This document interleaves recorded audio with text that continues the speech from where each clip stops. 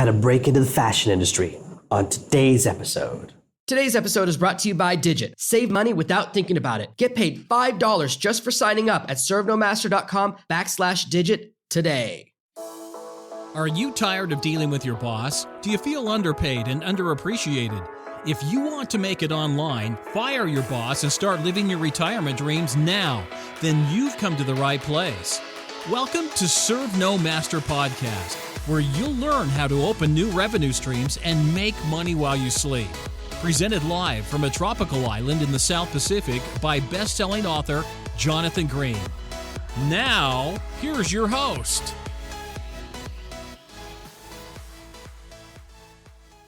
I've been interested in fashion for a long time, and I've been working on something kind of in the background that I haven't shared yet because kind of a couple of different things happened. But my background in fashion comes from my family. Actually, my grandfather was in women's fashion. He was in coats and was very, very, very, very successful. That's why my grandmother was a model. So he married one of his models and made my father.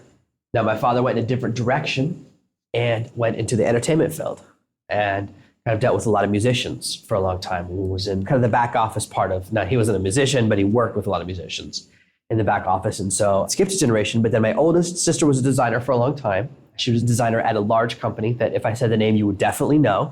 She worked there for 5, 7, something like that, like a long time before moving into another artistic direction. And then another one of my sisters is in fashion now. She managed a fashion house for a long time. And then now she's partners in a new fashion venture in the wedding space, something a little bit outside my expertise. I'm not an expert at wedding fashion, but so there's a lot of fashion in my blood. Now, if you know me, you know there's one thing I hate, and it's stuff. For a long time, the fashion process has been, you think of something, you think of a design, you draw it, you cut it, you make it, then you get 1,000 of them made and you ship them to a bunch of shops all over America and you hope people buy them. And there are huge elements of risk in that business that require a great deal of math. Fashion designers have to really have their math down. You have to figure out how many smalls, mediums, larges, and extra larges of everything to order. And for ladies' fashions, of course, it's zeros up to 18 or size 22, whatever.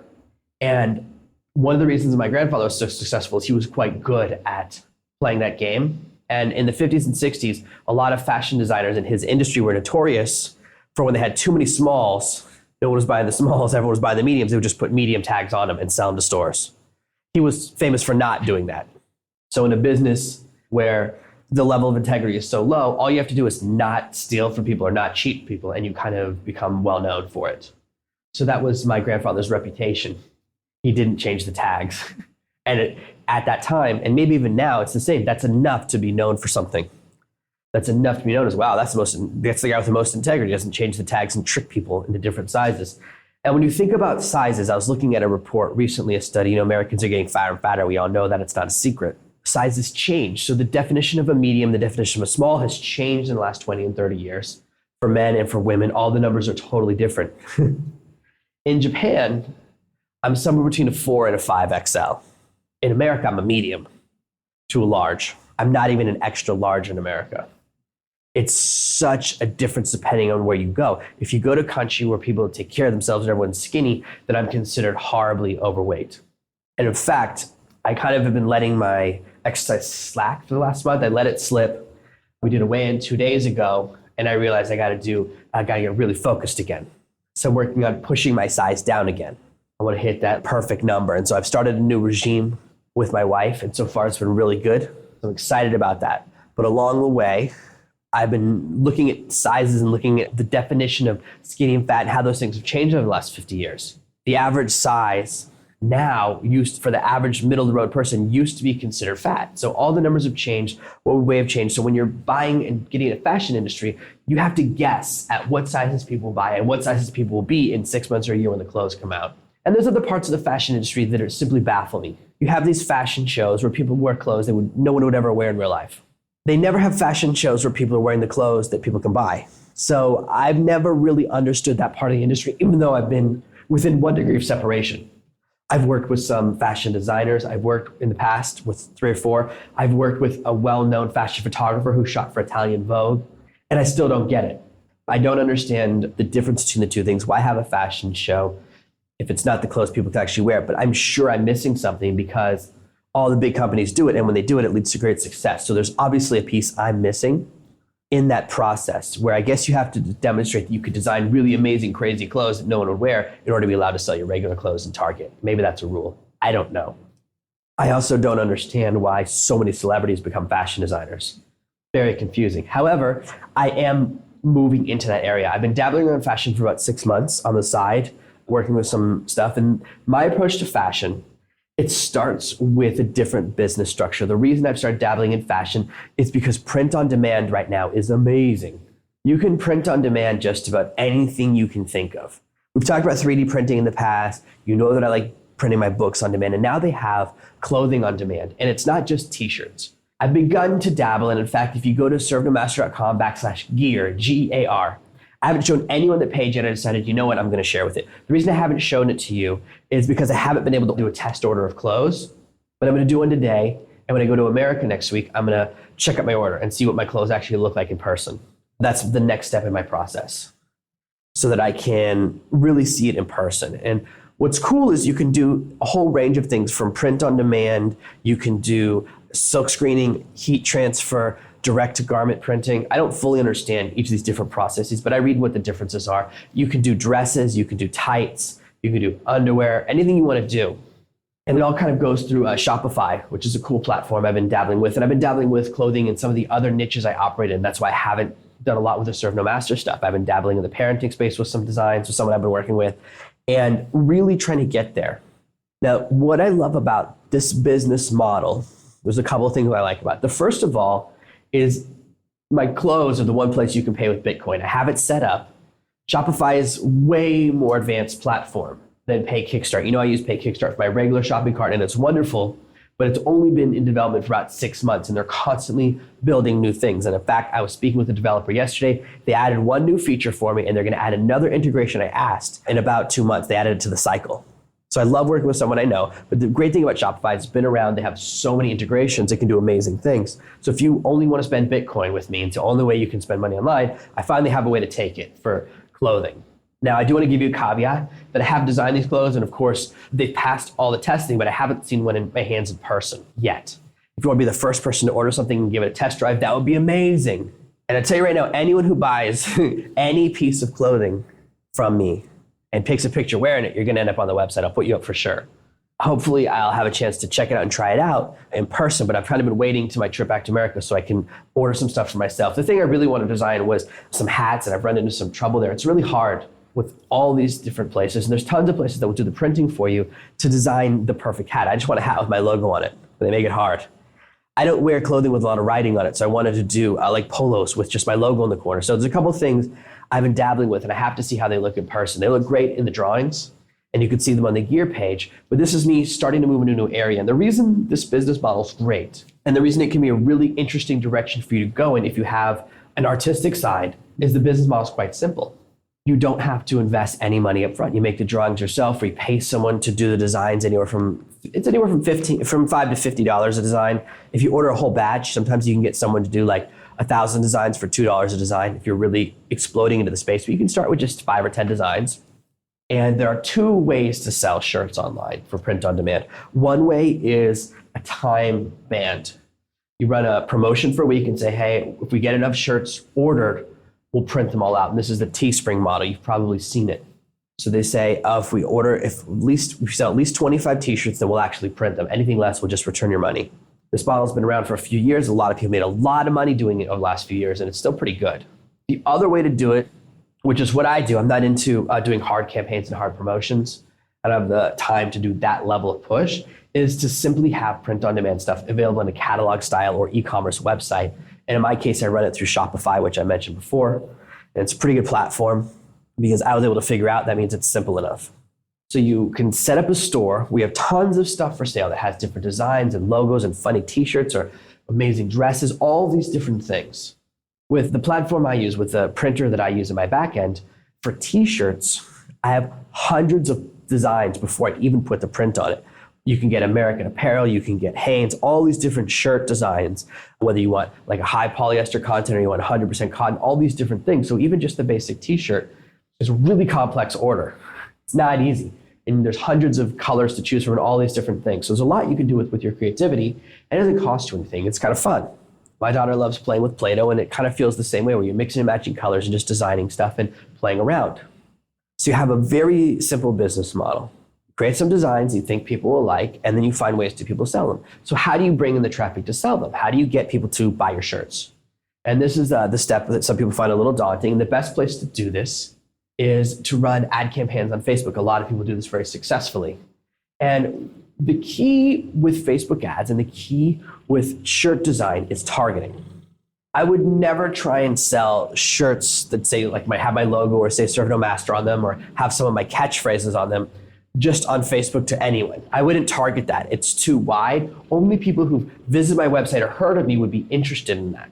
So the only people I can mention it to are people who listen to the podcast, people who read the blog, people who read the book. So it's a small niche and people are interested or not. And in fact, I don't know yet. I haven't told anyone yet. I'm just recording this now because probably by the time I release this, I'll be in America and have a chance to check them out in person. But I just want to share this with you so you get a feel for what I'm working on. Hopefully the timing will be perfect. With these types of designs, with this very simple business model, you match your targeting to your design. So you find people who are in an area where they're very passionate. And in the past, a lot of my friends, they have big campaigns for dogs. So let's say your campaign is all about people who love poodles. You can dig a little deeper, okay? And say nurses who love poodles. Nurses love to buy t-shirts. They are a great market for shirts. Everyone knows that who's in the shirt game. So you make a t-shirt that's for nurses who love poodles. And you could say like, poodles have great bedside manner. And it's got a picture of a poodle being funny by like dressed up like a nurse or something. It's kind of funny. And then you run a Facebook ad campaign to nurses who also have poodles. So it allows you to have a very targeted campaign. Super, super, super targeted to an audience that wears a lot of t-shirts. And the reason nurses wear a lot of t-shirts has to do with wearing them under their scrubs. And that's why it's a good market for it. Or they wear them when they take off their scrubs and they're on the way home. So nurses are a great t-shirt market. It's kind of like everyone you know probably has a t-shirt from a medical company's exercise day. It's always got, everyone has one from like the osteo clinic where I come from, or they have it like from a fun run from the physical therapy center. They're very common where I come from. Everyone has these shirts. And this is the same type of thing. In the medical field, people love t-shirts. Simple as that. So you design a very simple campaign and you can be very successful. And the key is matching ideas to niches, at matching people where they are. When you're targeting on Facebook is very specific, the pricing is much, much, much, much, much lower. If you just try to target all women in America, very expensive. If you target all nurses, still pretty expensive. Nurses who like poodles, now you're starting to get somewhere affordable. And they're far more likely to buy because you've met them at two places. If you've seen some of the videos that one of my mentors has posted on Facebook called The One, he talks about copywriting, and you want to find the one customer, the one pain point, the one thing that defines them. And he talks about when you're trying to connect with someone, you want to be more than a demographic. And if you connect with them on more levels, then one, you start to have success. Once you connect with someone on two levels, so gender and age gets you there. Profession and hobby. In this case, it's profession and pet. And if you also add in gender and you say, this is a shirt for women who are nurses or poodles, you've now hit them in 3 bands and you're very likely to hit that success. And you can then do a separate shirt for male nurses if you want to run that targeting. I don't know how large the male nursing population is. You might actually be able to get cheaper advertising. I haven't tested it, so I don't have the answer to that particular idea. When you're trying to come up with markets and ideas to design, there's tons of data out there. There are several pieces of software that will track and show you what's very successful. They'll show you all the biggest campaigns in the last month, 6 months, year on Teespring and other t-shirt platforms, so you can see what other people are buying. It doesn't have to be a secret. You can see exactly what people like and exactly what they like about it. And that's really cool. So if you look, you'll often find certain things are very hot. And there's certain things that are just consistent sellers on shirts. There's this nurse's t-shirt that says like, sexy enough to stop your heart, but smart enough to restart it. I can't remember the exact wording, but it's one of those. And it says like nurses. Like nurses are so hot, we know how to stop your heart and bring you back to life with a defibrillator. But it's written way weightier than that. I can't remember the exact phrasing. There's variations of that shirt that are always killing it. And so you can come up with your own similar ideas. You go, okay, what I like to look at are the fonts that are working, the structure of t-shirt design that's very strong. And that gives you a place to work from. And of course, as you grow your brand and as you move into this market, you can do more and more things. you can start to do t-shirts that are full design. So you can actually do a full color shirt where the whole shirt is covered in your design rather than just having something silkscreen in the middle at the front. You can do cooler and cooler and cooler things as you really play around with this stuff, and it's wonderful. I really like this market. I haven't dedicated as much time as I wanted to with this field. I want to do more designs and work in more things, and I want to do a lot more, especially my other niche, especially in my mom audience for my mom stuff, and my personal development audience for some of my other side stuff. But as you know, I've been focusing more and more and more on Serial Master lately. So I got some designs done that I actually like. I think they're pretty cool. And now that I think about it, I'm probably going to get another batch of designs done this week. So I have some different ideas to work with that are pretty cool. And I think that will be very exciting. I think that'll be something fun for people to check out. The reason I started designing stuff for me, I specifically ran into this strange hurdle. Where I live, it's very, very, very hard to acquire baseball hats. Now I live on the beach where it's crazy hot and I always need a hat. Oftentimes when I'm out paddling or surfing, I want to have a baseball hat on because the sun is just blazing. And unfortunately, it's so hard to find one. I had a cool Ford one for a few months, but obviously when you have kids and it disappeared. No one admits what happened to it, but it disappeared. Then the hat after that I lost in the ocean, and now I've got a tan hat. I don't even remember what it says. I can't remember what the hat I wear says, but my wife was able to find one hat on the island that's not great. So I'd love to have like 10 hats with my logo on it, just to make me feel cool. There's not even anyone here that I want to see my hat in and buy products from me, but it would just be cool for me. I want to do something that's just for me, have a little of my own stuff, if you will. It's kind of cool to have your name or your logo on some clothing. Why not? So you don't even have to do it to sell to other people. You can just make small batches of t-shirts, or if you're doing live speaking events or other things like that, you can also enter this market, which is really interesting. I know that a lot of people who follow this podcast, a lot of people listen to the podcast or read the blog, are in the space where you speak at events. And we all think about selling books at the back of the room, and that's cool. But what if you had like 5 or 10 motivational designs, and you can take orders in person? You can even do it directly with Shopify. And you can say, here's my different designs. What size are you? It'll be there this week. And it will. It's pretty quick. So instead of, you don't even have to do the thing where you print a bunch of shirts and sell them from the back room, because then you're playing that size game. I hate that game. But you can have shirts available, designs available that people can order and buy right out the gate. That's really cool. I like that a lot. So this isn't just about one direction. What I'm trying to do is plant seeds and show you there are different ways you can get into fashion, different ways you can play with ideas and monetize what you're doing. I see sometimes there were a while where a bunch of t-shirts were going on television saying, hey, we're a really big t-shirt brand. You should invest a bunch of money. We have huge value. And oftentimes they have one design which has no copyright. It's a commodity. And that's the problem with most t-shirt designs. It's very hard to have something that you own the copyright to. The only way to do that is if you write some text that's totally original, then you can own that and say, oh, that's my sentence. No one else can use it.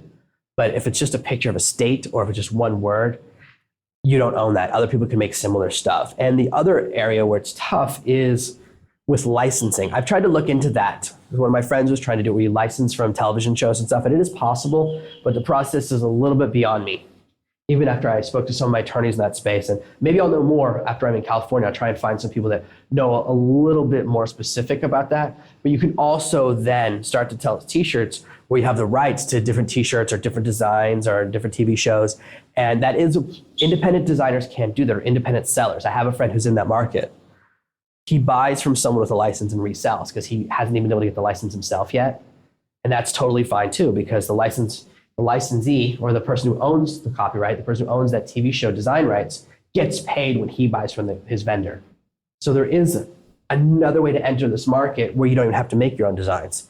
That's a little bit more complicated because you have to either guarantee a certain amount of money or a certain number of sales, all these other things. That's not quite the direction I want to move into, but I do want to plant seeds in your head. I always want to get you with ideas swirling and thinking. Wherever you are, there are ways to make money quickly.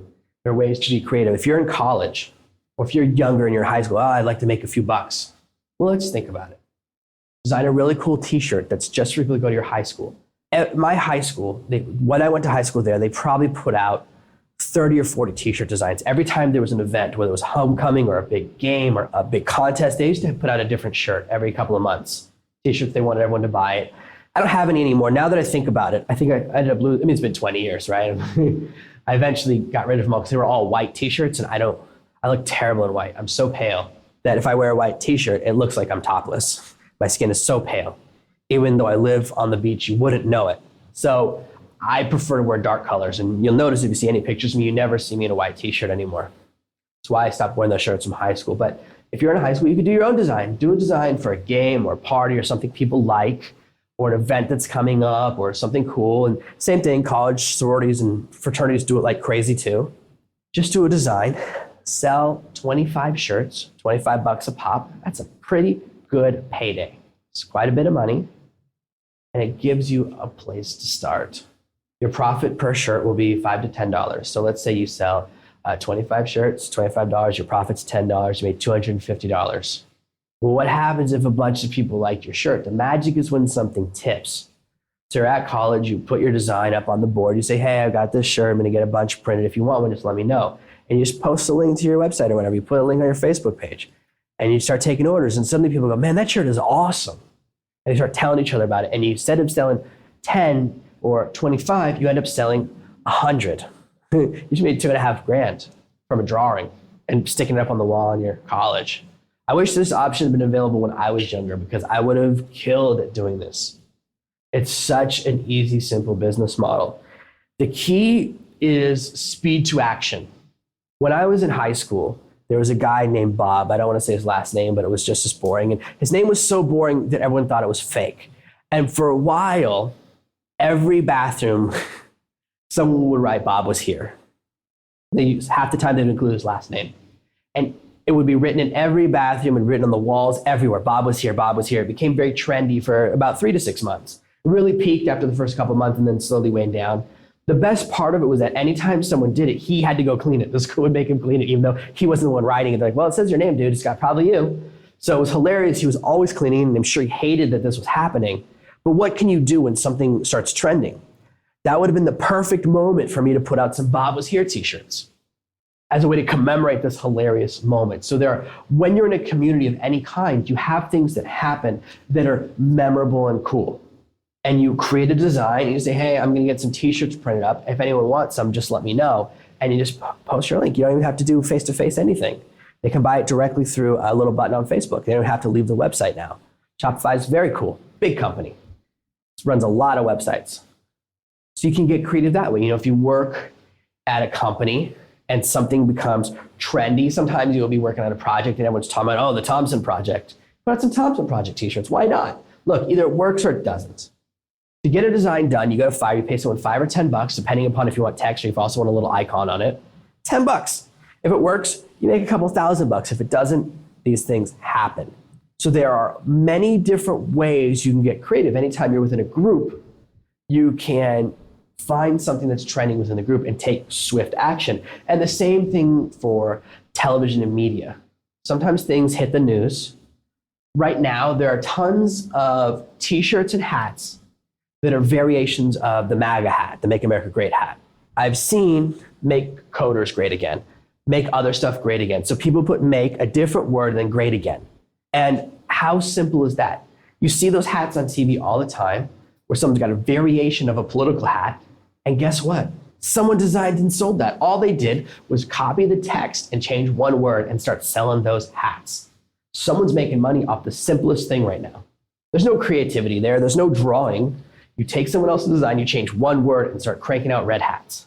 So simple, but massively, massively effective. They're working because I've seen a few on the news lately. I've seen people on television wearing these hats.